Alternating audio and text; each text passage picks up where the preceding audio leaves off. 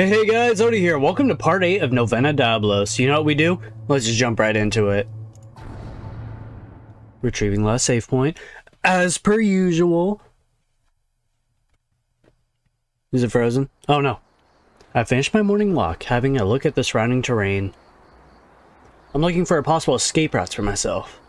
Even if I pick out the human on the last day, it's all for nothing if I'm stopped in the middle of the escape. I can't let all this effort I'm putting in be in vain. My morning routine is just about over. Time for my date now, according to my schedule. What constitutes a date anyway? I'll laugh at myself. Dating is a very leisurely choice of words. Still, ultimately, that's about the gist of it. I have to establish trust with these women enough to make them believe in me and follow me on the last day when the time comes. Trust. A simple concept, yet so difficult to establish. It's important for me to meet them as much as possible and find a way to make them trust me. Alright, time to meet up with them now. Alright, is it a question? Let's see how much trust we got with some people now. Mina, still a little bit. I don't really want to talk to Mina. She's just too to herself, like, right away. Like, she's automatically hiding stuff and lying. That's... Nari? Wait, can they lose trust? I thought she was like, the bar was all the way up. Whoa, we actually have some sort of trust with Sumi? Rin, Hana. So we lost all of it. Alright, we're going Sumi all the way. Alright. We're visiting Sumi. Okay, I should go see Sumi. See what happens first. Naked spitting on me, then beat with bamboo sticks. Let's see what's next. I arrive at the abandoned school. Sumi, she's here again as well. She's meditating like usual. It's good to see a familiar face. Being able to have someone I can exchange a few words with in this godforsaken place is a small source of comfort. All this time I've been meaning to ask her why she picked this spot of all places. But so far, every time I was about to ask, things, well, escalated. I suddenly get flashbacks and recall the rough treatment Sumi's given me on previous visits. She said she's done last time. That means no more rituals? I should be fine, right? Hey, Sumi, I'm here. What did I do this time? You shouldn't be moving around so recklessly. You will die. You really like to emphasize that, don't you? I'm just here because I was worried about you. Worried? You mentioned exercising evil. Your worries are unwarranted. Okay. I take it that means the whole exorcism thing is going well? Sumi doesn't answer. Why am I not surprised?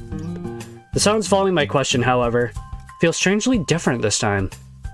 Puzzled by this sudden change in atmosphere, I look at Sumi.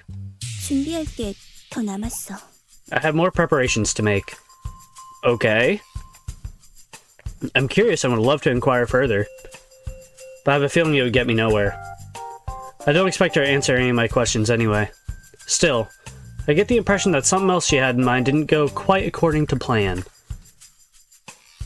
Well, I'm busy, so I'll take my leave. Ah! Whoa there! Ouch. Out of nowhere, Sumi suddenly collapses and falls down. Hey, Sumi! Are you okay? Don't make such a fuss! What's wrong with you? Sumi loudly holds me back and slowly gets up, proceeding to pack her things as if nothing ever happened. What's her deal? Wait. I take a look at Sumi's legs. Something about them looks strange. There it is. I see a big black bruise. Hey, what's wrong with your legs? I know she must have heard me loud and clear, yet Sumi doesn't answer. Instead, she simply picks up the immensely heavy-looking bag. Nothing. Where are you going? Hey, don't overdo it. You're straining yourself. This thing's so heavy. I'm not going anywhere like this. Well, that's a relief, sort of. That's a normal reaction for once. So where are you headed? Why do you have that look on your face? Huh, what? Me? I stutter a little and feel caught. I must have done a really bad job at hiding my relief. So anyway, where did you want to go just now? 저기에 여관 있어. There's a motel nearby. The one in Hope Hill? What a pleasant coincidence. I'm staying there too, so we can go there together. 거기 묵고 있다? You're staying there? Where else would I find a place to sleep around here? Sumi, apparently somewhat skeptical of my words, starts walking towards the village without saying anything. Hey, I said we're going together. I quickly catch up to Sumi and start walking alongside her. Give me all that baggage of yours. 그럴 필요는 없. You don't have to. I grab her things without bothering to take no for an answer. I get the feeling she really wants to complain. But after a while, she accepts it and quietly follows me. Now I arrive at the motel carrying something that's much heavier than it looks. I try really hard to make it look like I'm not struggling with the weight. A few moments later, Sumi and I arrive at the door to the room she's staying in. 이제 짐 돌려줘. Now return my things to me. Sure thing. Can you open the door first? 괜찮으니까 돌려달라고. It's fine. You can just give them back right now, please. We're almost there, so I might as well cross the finish line. Just open it already. Sumi is audibly annoyed and searches through her bag. I feel like I'm gradually learning how to communicate effectively with her. Oh. What is it? 열쇠. Key. Key, you mean the room key? Is it gone? 손가방? Handbag. Handbag? Is that where you put it? Then where's the handbag? 맞아. Oh, right. 태교 교무실. The office at the abandoned school. It's there. You left it there? Are you sure about that? 기억났어. Yes, I remember now. 갔다 올게. I'll be back. Hey, wait a minute. Where do you think you're going? I'll find it. 너가? You will? Yeah. 왜? Why? Sumi asked a really important question. Well, you see, I can't have you walking around out there alone with your injuries, can I? I'll go get it for you, so don't worry. Anyway, let's go to my room and see if you're hurt. Something tells me Sumi's not fully convinced yet. By now I've learned that waiting for her to reply is a waste of time in most cases. I open the door of my room, which happens to be right behind me. 내 방 앞이었어? Your room is right in front of mine? I don't answer and push Sumi back to get her into my room. Sumi, having entered my room without offering up much resistance, leans against the wall. Something tells me she's no longer going to be so stubborn. Show me your feet. Oh. There's a deep dark blue bruise on the foot that Sumi pushes out. Good thing I have an ointment for bruises like that. I take out the ointment from my first aid kit and carefully apply it to Sumi's foot. It must really hurt. Sumi's legs are fiercely shaking as I apply the ointment. Want to tell me what happened? 바람 못하려고. I know what I'm doing. Is this from one of your exorcisms? Is it normal for you to get injured like this? 그냥 실수다. It was just a stupid mistake. 아직 적응이 안 돼서. I'm not fully used to it yet. Used to it? To what? My question remains unanswered, which is something I've already gotten used to. I respond with a shrug. Any reason in particular why you're up and about when you're this hurt? I ask her, fully prepared to receive the same silent treatment as always. It's hard to get to know her better when I mostly end up talking to myself.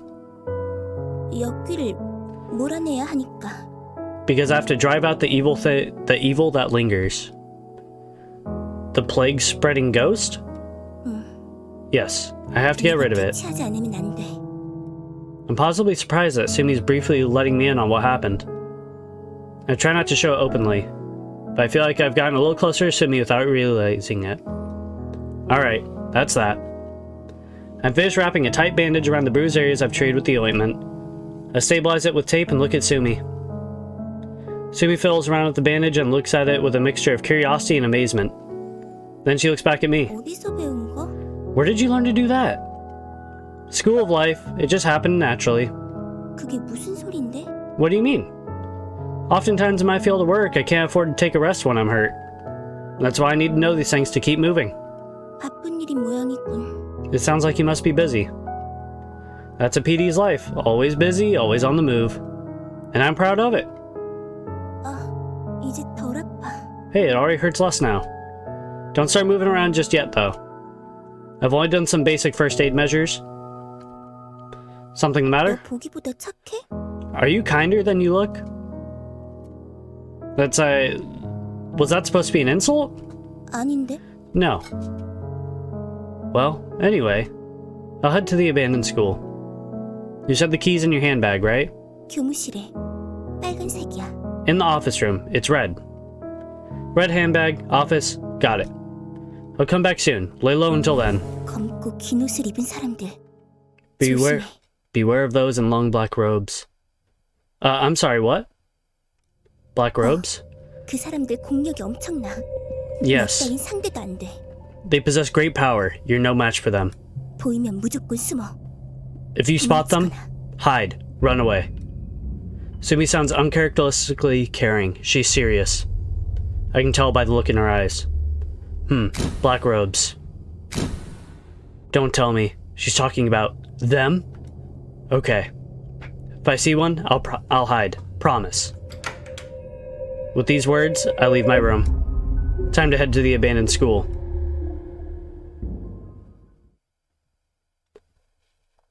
Huh? On my way to school, I spot two villagers. They're engaged in a conversation. I have no clue I'm nearby. What do I do? Should I eavesdrop?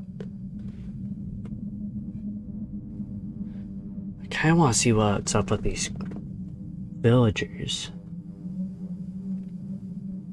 Let's eavesdrop. I sneakily hide into the large shadow of a nearby building. I focus all my attention on their conversation. Middle-aged man 1.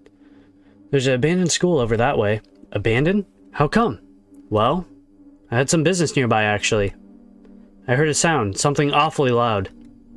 Something strange went on in there. That sound sent shivers down my spine. Don't be afraid of things like that. It was most likely the priests doing their thing.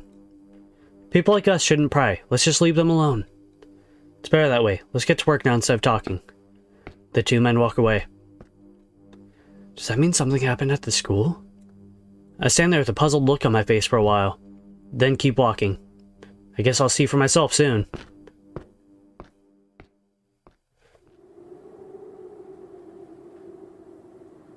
There's a soul-crushing aura surrounding the school. Decrepit and on the brink of collapse, this doesn't seem like a place anyone should ever enter. I'm worried because of what I've heard the villagers say earlier. Did something happen here? Come on, Jung-sung. Keep it together. I try to calm myself down and slowly enter the abandoned school.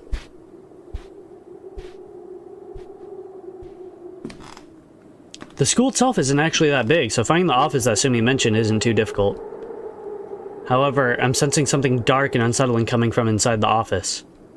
I hesitate and wait in front of the door for a while. I'm such a coward. I take a deep breath and thoroughly ready myself, mentally preparing for the worst. Everything is weird around here. Being nervous is perfectly reasonable.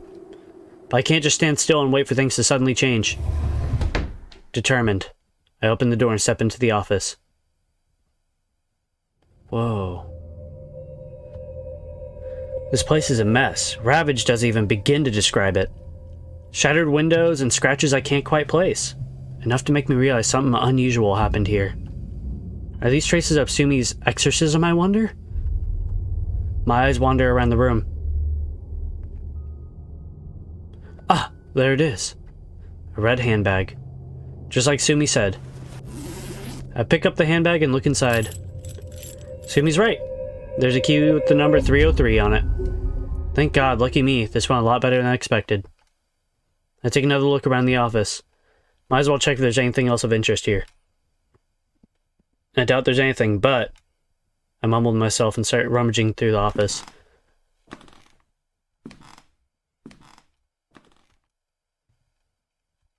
I look through the room, but nothing catches my eye. It's an abandoned school, neglected and forgotten. It's only natural there's nothing left here. I sigh and reach out to the last remaining broken down cabinet. I open the cabinet door. Inside there's... a diary? Looks like an elementary school diary. I casually pick it up and start going through the diary. The entry I'm at is written in childlike, crooked letters. There's traces of a teacher having made corrections. I flip the diary and look at its front again. It was written in 1979. 1979. Wow. This is the diary of someone much older than me. The thought makes me feel strange, despite it being a regular, simple diary otherwise. I open the cabinet door again. Put the diary back and take out another one. Jensuk Park. I turn the page while reading the diary owner's name. February 11th, 1979. School started today. Yesterday, the daughter from the shaman's house, Mommy, told me about transferred here. Her name is Sumi Choi. Oh. Her hair is white as Granny's. Her bangs look shabby. The kids make fun of her and say she's ugly and poor. Aw, Sumi Choi? I look at the diary's front cover again. 1979. Yeah, there's no doubt about it. Maybe it's just a coincidence? The name's not exactly common, but also not one that's unique. It only exists once. But the name, Sumi Choi. A mention of shamanism, white hair. What are the chances? I was told Sumi could potentially be a witch. In that case, could the witch maybe have borrowed the body of Sumi Choi who lived in the past? Oh man. Still trying my hardest to process what I found. Take a deep breath and keep reading. The ugly girl has no one but her father, so the teacher told us to be nice. But she is really unfriendly and doesn't even answer when she's being asked something. She gets angry when you keep asking. She reminds me of some crazy stray dog. I'm so scared. After school, I told Mommy about the ugly girl, but Mommy said the whole shaman family is dirty and I shouldn't play with her. February 20th, 1979. After school, I saw the ugly girl while I was walking home with Kwan. I saw kids throwing dirt at her, and we did too. The ugly girl became angry and chased us away. We ran and played some more. March 5th, 1979. Today, the ugly girl walked home alone again. I often see her because her house is in the same direction as mine. I quietly walked behind her. I was the only one who didn't throw dirt at her today. I saw the ugly girl helping the old lady next door. She had problems crossing the small stream nearby because of her bad legs, and the ugly girl helped her cross it. The old lady is really nice, so I ran and helped as well. She gave us steamed sweet potatoes to think us both. Don't think the ugly girl is evil. March 6, 1979. Today, the kids threw dirt at us as the ugly girl threw dirt at the ugly girl while she was walking home today. Kwan too, but I didn't. The others looked at me strangely, but I didn't want to. June followed me and asked me what the matter was. I told him I was annoyed and just wanted to go home. March 7th, 1979. I decided to talk to the ugly girl today. I told myself I wouldn't get scared if she got angry again. I asked her what she was going to do once she was home. She said it's not my business. I got angry too and we ended up fighting again. I was angry, but sorry if I butcher this. Gyong came and said something mean to her, so she fought him instead. I'll apologize to her later. March 14th, 1979. I've been walking home together with her for a few days already now. At first she seemed to not like it, but now she speaks normally and even answers me when I ask her something. The other kids give me strange looks when they see us together. I'm worried they will bully me too. I saw Byung-koo watching us closely. March 5th, 1979. While walking home with the ugly girl, Byung-koo, who usually bullies her, threw dirt at me. When she saw this, she became furious and chased Byung-koo, then beat him up. I've never seen her hit someone before. When Byung-koo started crying like a baby, I had to laugh. He was too scared to even make eye contact with her. It was so funny. The diary ends here. I look at the pile with the other ones. If I keep reading through those, I might be able to find out about more of this person named Sumi Choi who was around in 1979. However, a lot of time has passed already, and the later it gets, the harder it is to move around. I take the diary and leave the school. Jensuk Park. I should definitely investigate that person further. 엄청 늦었어. It's so late already. The first thing I hear upon entering my room is Sumi's stern, reprimanding voice. Looks like I was so immersed in the diary while reading that I lost track of time. But I can't tell her about that now. Sorry about that. Here you go. I pass the red handbag to Sumi. Sumi takes a look, check if the key's there, and gets up, straining to pick up her baggage. 그럼 Then 가볼게. I'll leave now. Hold on a sec. I'll carry your things. 됐어. No need. Still so cold. And here I was wondering if maybe I'd managed to get a little closer to her. I walked behind Sumi, unable to see her enigmatic personality. Ugh. Sumi, having opened the door, tries to move all the baggage on her own. There's really no need for her to act so prideful. I approach her and help carry her things inside. I wait until she's inside her room, then move her baggage inside, carefully setting it down. Don't remove the bandage yet. Yes. Well, I move back to my room. Sumi Choi, 1979. I have no idea what to make of that yet. I think I'm on the trail of something very important here. I have to find out more about this diary's original owner, Junsuk Park. Alright guys, that was part A of Novena Diabolos. I'm really liking the story so far. We're actually getting to Sumi a little bit. Like, she's actually talking to us now. That's good progress. If you guys want to try to talk to any of the other girls here, or if you want to just get further, see what there is in the game, have a good time. It's an awesome game, lots of stuff doing it. Look at the link below. If you guys like the video, don't forget to like, subscribe, and see ya.